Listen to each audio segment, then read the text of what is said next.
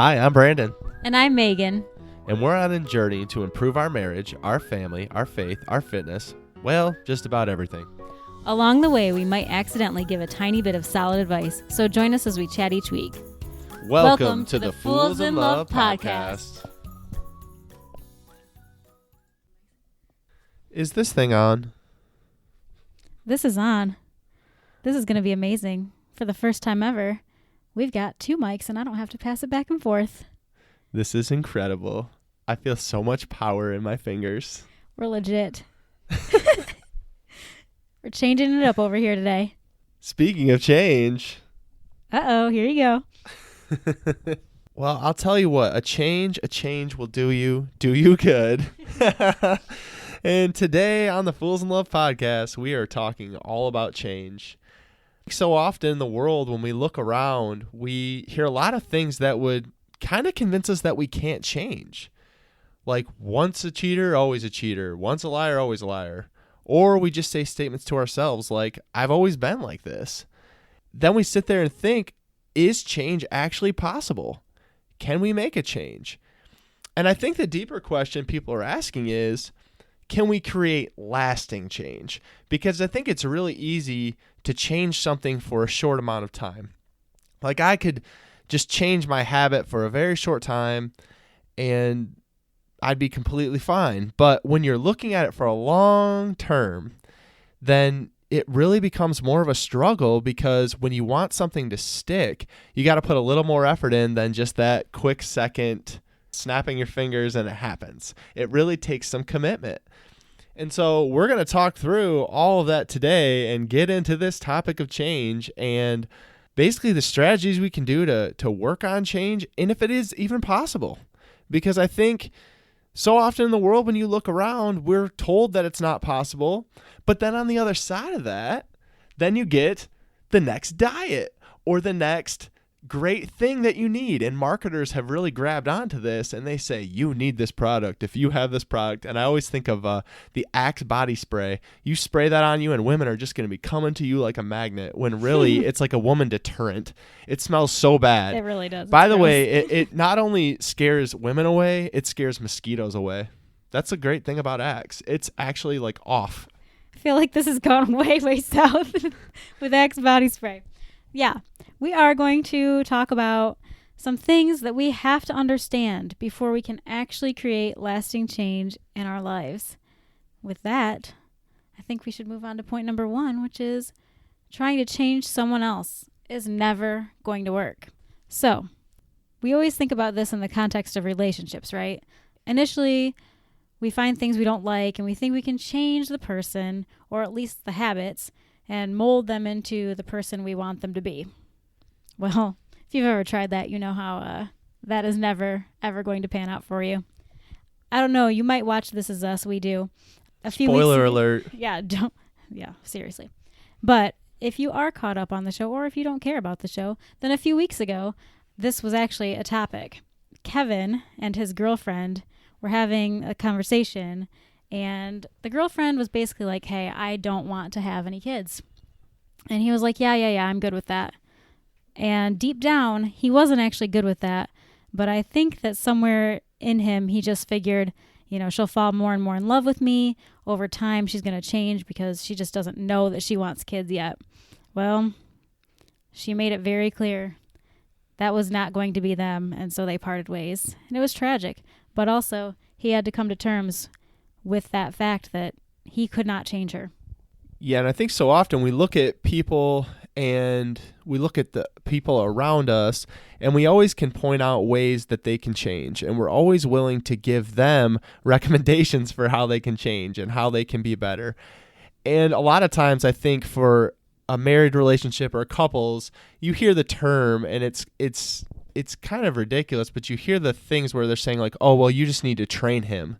You need to get him in place. You need to work on him and have him work on himself. And I think the hardest thing is you're never going to, as Megan was saying, change someone. I mean, you could nag them. You could get after everything with them and do everything you can to change them. But really, if they're not willing to change themselves, all that's going to do is lead to anger, frustration, and a lot of times resentment, because you're trying to change something that I might not see as a problem. And if I don't see it as a problem, then it's not going to be something that I'm willing to try to fix. And nothing, no matter what, anything that Megan says or anyone else says that I need to change, if I don't recognize that I need to change, and if I don't make the decision for myself that I need to change, it's just never going to happen. It doesn't matter how much nagging it takes, and I'm sure a lot of the wives are shaking their heads out there, but no matter what you say, you have to realize that, one, what is happening isn't right. It's not the way it's supposed to be. And two, it's something that you need to turn away from and make that change. I mean, I personally have never ever nagged you, so I wouldn't know much about that. No, me either. I mean, I'm not speaking from personal experience at all. At all. Kidding. I've definitely nagged a time or two. But I think really we have to kind of be careful with that too, because there is going to be a time where you have to do some prompting. Yeah, and I think it's one of those things too where it's all in modeling behavior and in communication, because if you want me to change, the hardest thing is we're all stuck in our habits. So the things where me and Meg have had discussions where it's been brought to light that maybe I'm not the best version I could be, they're brought to me in a way that is more of an understanding place than just a way of kind of pointing the finger and saying I need to change, or her just nagging or doing things that's for some reason in popular culture, we just think that that's something in a way that we're going to get people to change. But I will tell you, all the things that I have done and all the things I've done since we've been married and all the things that I've done recently to be a better man, a better husband, a better father, were because I made the choice to focus on them, and I made the choice to improve. And I think when you're trying to change your partner, again, it's just going to lead you to a place where you don't want to be. Now, this doesn't mean you can't prompt, like Megan said. You certainly can have a conversation. You certainly can discuss these things and bring things up if they're an issue. Don't let things fester. But also, that person is not going to change unless they see a need to change. And a lot of times, we're stuck so much in a pattern that we just don't see a need to change. And especially in a married relationship, when you've been together without each other for about all of your life until you get married, when you've been together for a short time compared to the grand scheme of your life, where you're bringing in a lot of the stuff that you've learned from your childhood and from your parents, a lot of that stuff is just going to seem normal to you. So until someone points it out, and I get, as Megan was saying, they have to be prompted. It has to be pointed out. Yeah, can we talk about the beginning of our marriage a little bit? Yeah, of course. So back when we first got married, I think we started out just like every other couple with stars in our eyes, and it was just this amazing thing, but we didn't really understand what marriage was, and we didn't know how to make a budget together. We didn't really know how to discuss money. We didn't really know how to say, can you take care of this and I'll take care of this. We just didn't have that yet. And I know for me, I was kind of thrown into the role of the caretaker of the house. We didn't have kids or anything, so it was more just like the house and the running the household at that point. But eventually, I decided this wasn't going to work long term for me. Where if there was going to be a point where we had kids, how was I going to raise kids and do all the house things and do everything else? And eventually, we had to do that little prompting thing we're talking about, and we had to have that conversation so that we could work through some of those things. Yeah, and for me, I mean, I was happy to have Megan do all of those things. I was happy to sit around and not do any of the cooking, any of the cleaning, not worry about the bills, and basically have Megan be my mom, because that was pretty cool. I mean, she was just taking care of everything. And the thing is, it led to some resentment. And if Megan wasn't open and honest to talk to me about it, then it would have still led to a lot of resentment. But she was open to the fact that, again, prompting and pointing out that this might not be right and this is not how I see that it's going to work. But she didn't nag me. If she was just nagging me, it wouldn't have worked, because I would have just shut her off. But when she was open to the conversation, then I realized that, hey, this probably isn't right. And I took a deeper look, and then I made the choice to change. And that's so often what I believe happens is they'll change. People will change for a short term just to make their their spouse or their partner happy, they'll just make that change for that time just to make them happy. But to create lasting change, you have to decide inside yourself that it's something that needs to be changed, turn away from that old behavior, and start anew. For sure. And full disclosure, I don't remember doing a whole lot of cooking. That might have been you, or maybe we just never cooked. I don't know. But there's that. Yeah, I certainly don't remember ever cooking, which I think leads into our habits and everything else changing for us as well. But that's another story for another day. But it brings up a good point, because one of the things too, once you realize that a change needs to happen, you have to recognize the fact that lasting change, the change that we're talking about, it takes time. Because we've been stuck so often in our heads and stuck so often in the way we do things, and you almost just take everything on copilot, because you're drawing everything from the past and past experiences and the past things that you've seen modeled for you. So to create that lasting change, it's going to take time. Like, it's not going to be something where, again, you just snap your fingers and it changes overnight. It takes time to really get into a place where you're comfortable in your own skin and where you're comfortable seeing that a change needs to happen. Because again, a lot of times you just get stuck in a place where you don't even recognize it. Someone pulls back the sheet and you see that something needs to happen, then it's really eye-opening, but it does take time then to reflect from that point. And I think it's so hard to hear that in our world of instant gratification, where we need everything now. Because we just want the change to happen now. Like, why can't I be perfect at this now? Or why, now that I've seen this be a problem, why can't I just fix it? And your brain is a stubborn thing, and it takes repetition, it takes practice, and it takes focus to be able to make this lasting change we're talking about. Here's one. What about diets and weight loss?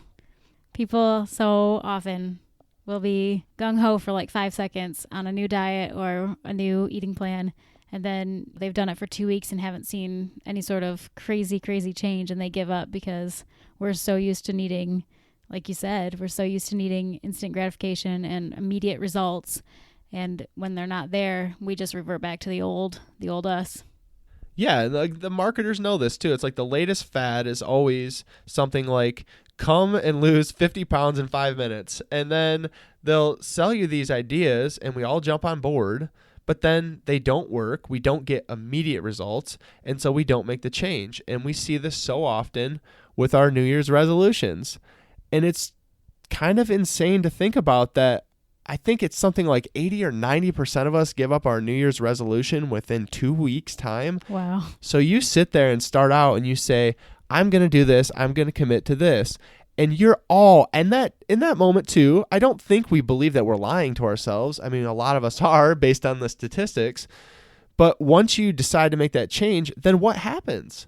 What happens? Why is it something where you can't make that stick? And I know a lot of it has to do with, one, the willpower, because you don't know how hard it actually is. So you don't even know what you're undertaking. So you don't really know how much willpower you're going to need. And then with that as well, we're not getting the instant results. So when you look at the fact that we're so used to everything, getting those instant results, when we're not getting them, we give up. In what sense does that make if you're doing a diet or if you're doing something like that and you have only lost a couple pounds? Well, I mean, you've given it a week or 2 weeks. And any diet, again, is a lot like change. When you think about change, a diet's actually a perfect way and a perfect picture to look at it. Because to me, a diet in and of itself is not something that can really give you change, because a diet is making you think like it's a short-term thing. And it's not a short-term thing. With me and Megan, I know for us, we eat terrible and we're trying to get better, but we've eaten terrible for years. Okay, that's not going to change overnight. But you can't just put a minor Band-Aid on something and think that it's going to fix, because to create this lasting change or to create a lasting diet, it is literally a lifestyle change. Right. It's a lifestyle change. It's a diet in of itself is a negative term to me, because it makes it seem like it's a short fix, then you're going to be fixed forever. Right. And actually, we're committing to a whole new lifestyle. Right. It's a whole new world. Don't you dare close your eyes. Sorry. But yes, it's one of those things where we really always revert back to the old way of thinking and our old habits, because at least there's a level of comfort, even if we happen to be miserable during those times. And change for a moment is so easy, but lasting change is always going to take time, energy, effort, and commitment. And you have to think deeply about what you're trying to change and how not changing those affects everyone else and how that change will affect everyone moving forward. Because I think also when we think about making any type of different decisions, we think about it in the moment and we make a rash decision and we say, we're just going to do this. And that's why it doesn't stick, because we're not really setting a foundation for making that change possible. We're always just throwing it out there and we're saying like, okay, well, we're going to do this or we're going to do that. But you don't think about the effect that that's going to have on everyone else. Like taking Or you. Yeah. But like taking a diet, for example, like me and Megan have recently been on a clean eating kick. Well, when we change that plan, that changes everything, because that changes how we prepare meals for our kids. It changes on our grocery bill because it is higher, unfortunately, eating healthier. But there's a lot of different factors that you have to put into play, because it's not as easy as snapping your fingers and having it happen. And I think until we realize that in our minds, we're always going to struggle with this idea of change, because we're not willing to put forth the effort and really think through everything before we just jump headfirst in. Because you can't jump headfirst in without some goals being set. And we need to be realistic about those goals, because unfortunately, as we know, if you don't meet those goals, it's not something that you're going to stick with. Definitely. And the other thing I wanted to point out was just that not everyone is going to like the changes you're making.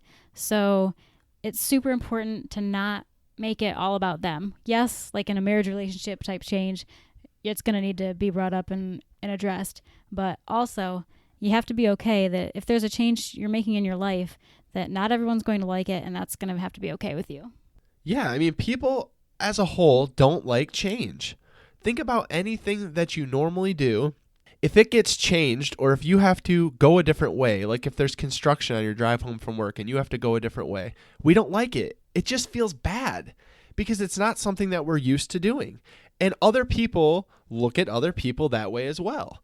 If Megan all of a sudden changes something that I don't understand or that I can't wrap my mind around, it's going to be really difficult for me to give her positive feedback or positive anything toward what she's doing, because I just don't understand it. And that's looking around. That's what everyone does. We judge each other. Me and Megan are guilty of it as well. But when I look at someone and I don't understand why it is that they're doing what they're doing, even though it has zero effect on me most of the time, it's just something that I'm not going to get on board with. And I'm speaking because I know, thankfully, with me and Megan, we're supportive of all the goals and things that we're moving toward. But I know some of us are coming from married relationships or with our partner where they're not as supportive, or they're not there, or you're coming from a family that's not supportive, or they don't understand. And that can be challenging because you don't also want to be an outsider. You don't want to be looked at in a way that people are judging you, because it's never fun to feel that way. But unfortunately, that's going to happen because there's a level of comfort when having things the way they are and sticking with the status quo. And every person looking at you, including probably your spouse, might be coming from a place where they don't understand because they like the way things are and they don't understand why you need to change them. Yeah, like when I first started running and you were like, why are you going and putting on your running shoes and trying to run miles upon miles when you could just sit here with me and hang out and watch Netflix? And I was like, well, I mean, I could do that for sure, but I want to commit to this. I want to try this. I don't do any exercises anymore. I've used the kids or whatever for an excuse for 5,000 years. I'm going to go do it. And even though you didn't understand it at first, you eventually came around, and now you're like my number one supporter of that healthier habit. Totally. And even though I was in that place, because I totally remember those conversations where Megan was like, I want a Fitbit. And I was like, why do you want a Fitbit? You've literally never got off the couch in years. I don't know why you'd want a Fitbit to track you sitting around. Well, I mean, the fact is, she wanted a Fitbit and she wanted to have those things, which, side note, by the way, if you want to set yourself up for success, act like you're going to be successful. If you're getting into fitness, go get yourself some fitness gear. It makes all the difference in the world. Gosh, but that's a complete side note. But her modeling that behavior for me made me start to look at it and look at it a little bit deeper. And even though at first I was negative toward it and I just didn't really understand, and I really wasn't trying to come from a place where I wasn't being supportive, I really didn't understand it. Yeah, you weren't being mean. You were just like, I don't get it. Right. But when she started modeling that behavior, I was like, wow, I'm sitting here on the couch and she's out doing those things. And see, in our case, that made me go out and want to better myself and me go out and want to run. Now, just as a side, like that isn't always going to be the case. Right. Like your partner might look at you and think you're crazy. For years, forever. Forever. That's okay. Keep grinding. If they ask you questions, answer them. Answer them honestly and openly. But they might not be there with you because they might not see a problem in the way they do things. And you know what? For them, maybe it isn't a problem and it's not a thing that they need to change. But if it's something that you are passionate about and something that you feel like you need to change, don't let anyone else talk you out of the fact that you can do that. Mm-hmm. People around you seriously might think that you've lost your mind if you decide to start changing how you've always done something. I mean, we honestly, even still to this day, are like, we think that half the people we know think we're absolutely insane for having a podcast, for having my blog, like for all the things that we do. We're like, probably people don't get it. And if they do get it, they don't really get it enough to not think we're kind of cray-cray. Yeah, you're totally right, because people do think we're crazy. But the thing is, for us, this is something that we enjoy doing, and we know that we can talk to you out there and we can impact the world to be a better place. And it's not something where I need anyone else's approval for it. I don't know how else to say it. If you have a dream, if you have something that you want to do that's going to make you feel better and create a lasting change for you, your overall mindset, your overall health, it's stuff that you're going to have to commit to, and you have to mentally get there before, if it's fitness, before you physically get there. But it's hard when you have other people pointing the finger or not liking it or not supporting it. And unfortunately, you're going to have to lean into that because there's no other way around it. The only way you get comfortable with something is by leaning into the discomfort. That's the only way. And the only way that you're going to create lasting change is you're going to have to stick with something long enough for it to latch on, because become your normal. Yeah, it's got to be your new normal. And much like a diet, it's got to be a life change. It's got to be something that you commit to as your philosophy for life, not something that you're just jumping into because it's a Friday night or whatever. It's got to be something you commit to, because if you don't commit, it's never going to last. And if Megan hadn't committed to running, I would never be running today. Because it's the things where she's committed, she was out there doing it, I was seeing her doing it, and I promise you it's going to rub off on other people. It might not always rub off on them in a good way, but then, just to be blunt, you might find that certain people you don't need in your life. Certain people aren't providing any positive energy or positive feedback to you, and maybe you don't need them in your life anymore, and that might be difficult. But if you're bettering yourself and someone else has a problem with that, that's listen. a problem. That's a problem. Because it should never be a place where if it doesn't affect them, that it should be a problem. You want people around you to lift you up. And I think the biggest way that I've found to create lasting change is by having a partner who supports me. But again, even when I didn't support Meg, and again, it wasn't in a negative way, she still went out there and did it anyways. And the funny thing is, this totally turned into like a big, huge like fitness and nutrition slant on this episode, which it never even was intended to be. But it's just kind of where we're at right now. It's just the thing that we're focusing on right now. But even though that's the way we went, it doesn't just apply there. I mean, this applies to everything. This applies to how you're living your life in any capacity, which I think is really cool, because it doesn't matter if you're not on a fitness kick right now. That's totally cool. This can apply in any area of your life. Yeah, and I know that the biggest obstacle for people is what other people are going to think. We do so much with the fact of what other people are going to think. But you just can't live that way. If you have something that you want to change, if you want to do, you can't take other people's opinions because, frankly, a lot of people just don't care. They just don't care. They might have something to say about it initially, but they don't really care. And anything you do is going to be a blip on their radar, and they might have a side comment or have a side thought about you, but they're going to move on with their life. We're all self-centric, so we're thinking about ourselves, and they're going to be moving on before days end, certainly before weeks end, and you're going to keep going on doing what you're doing and working to create the lasting change that you want in your life. And I think me and Megan are the reason we're talking about fitness, and the reason we are so open with where we're at is because for years we just didn't do it. And now that we know we have done it, and now that we've leaned into the discomfort, and now that we're doing things every day that we would have never thought a year ago that we would be doing, certainly not 5 years ago that we would be doing, I can tell you that lasting change is possible. It's something that I'm living every day. It's not something that I speak with here that I have no experience in. Me and Megan are experiencing it every day. And I can tell you that the more you lean into it, the more comfortable you get, the more energy you have from it, and the more positive you feel about everything. And it just bleeds over into everything.